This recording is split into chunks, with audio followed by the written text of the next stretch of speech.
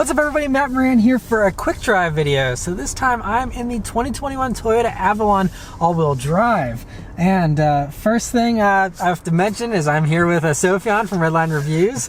And so we're drive partners here on this Toyota all-wheel drive program. We already talked about the Camry all-wheel drive, and so now it's the Avalon's turn. I'm not doing a full review on the Avalon here because I've already done a full review on the Avalon, and so this is basically, you know, the same as far as the interior and exterior goes. But the big change is the engine. So we'll turn onto this highway here and see how it does.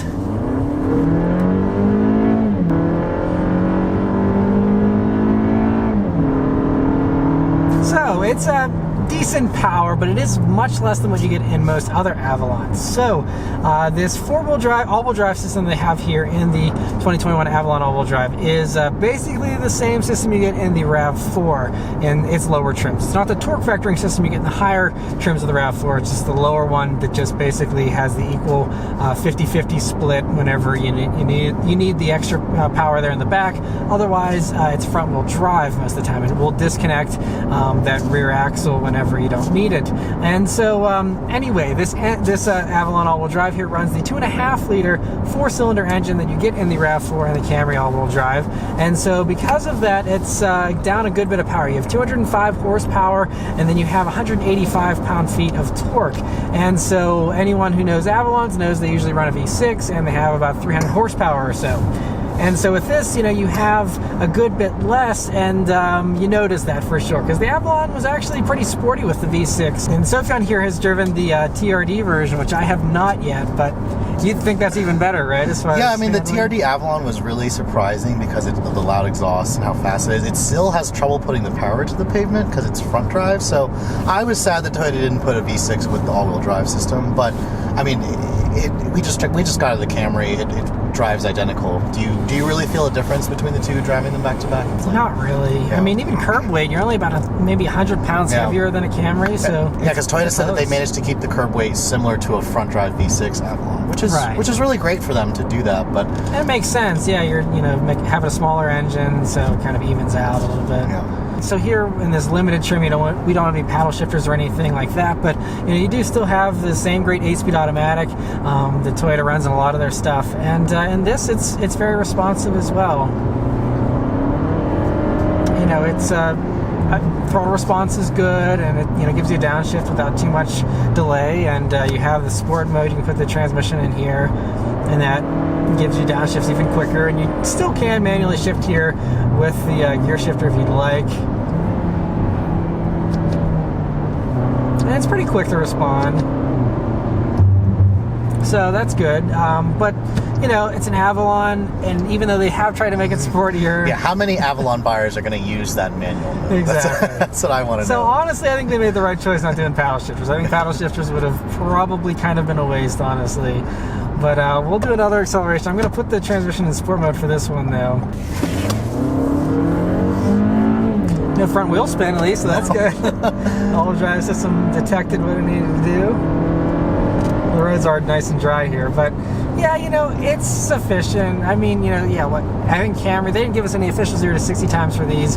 Camry, probably about 8 seconds or so. Yeah, and we also are at elevation here again. So yeah, that's true. We're feeling the engine a little gutless. It feels a little gutless. Yeah, out here in near Park City, Utah, it doesn't have a ton of power, but for most Avalon buyers, I still think this is okay. And the V6 is probably overkill for a lot of Avalon buyers. So, this probably is a sweet spot for many people, and especially if you want all-wheel drive.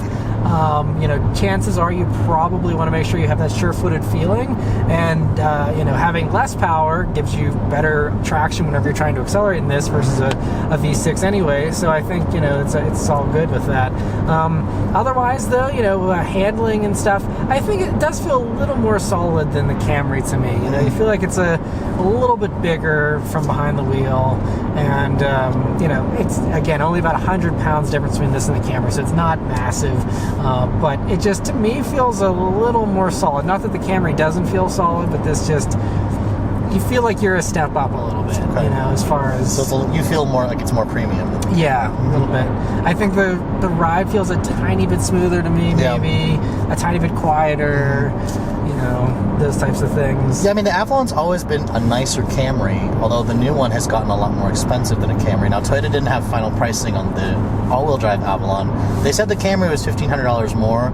I would assume that the Avalon is...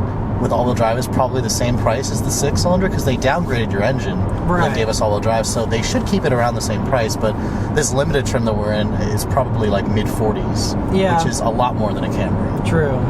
So I guess it just comes down to, you know, if you really want the extra space and things like that. Yeah. We still have a ways to go before these are even available. That's one thing. So Camry's going to be available in the spring, but Avalon's not going to be available till the fall. That's why the Camry's a 2020 model year. This is 2021 for the Avalon. So still a little bit of a wait here, but it's cool that Toyota was able to give us a sneak preview here of the Avalon all-wheel drive. Again, there's not going to be many surprises, guys. You know, it's basically going to, you know, drive very much like any other Avalon, just with just a little bit less power, and so that's just going to come down to, you know, what your preferences are and stuff. Again, if you want more power, there's really nothing in this segment that you can get more power and all-wheel drive. You know, the Legacy Turbo XT, those are really the only kind of option, I guess, in this relative price range. I mean, you can get a fully loaded Legacy XT for, I think those are like low 40s. Yeah, I mean, with the Avalon, I'd say this is probably closer, you know, competing with like an all-wheel drive Charger, maybe. Yeah. And you could even compare it to a Kia Stinger with all-wheel drive, but the Kia is going to be way sportier than this. Yeah, I guess that's an interesting comparison too, because you could get a Stinger 4-cylinder with all-wheel drive, and you get 250 horsepower, for same around money. $40,000. Yeah. You know, the Avalon gives you more backseat space and a more comfortable ride, but we'd rather be in the Stinger, obviously. Yeah, and honestly, like, even though this is more premium, I think the Stinger feels more premium than this does, even with a non-GT Stinger. Just the base Stinger, I think, still has a little more metal, a little more soft touch, you know, like metal speaker grills in the Stinger, which this has plastic, you know, all those small little details. I do like the wood trim in here, though. That is really nice. I don't know if that's genuine or not, but it feels like it's nice. real, at least sort of, but it's, it does look nice.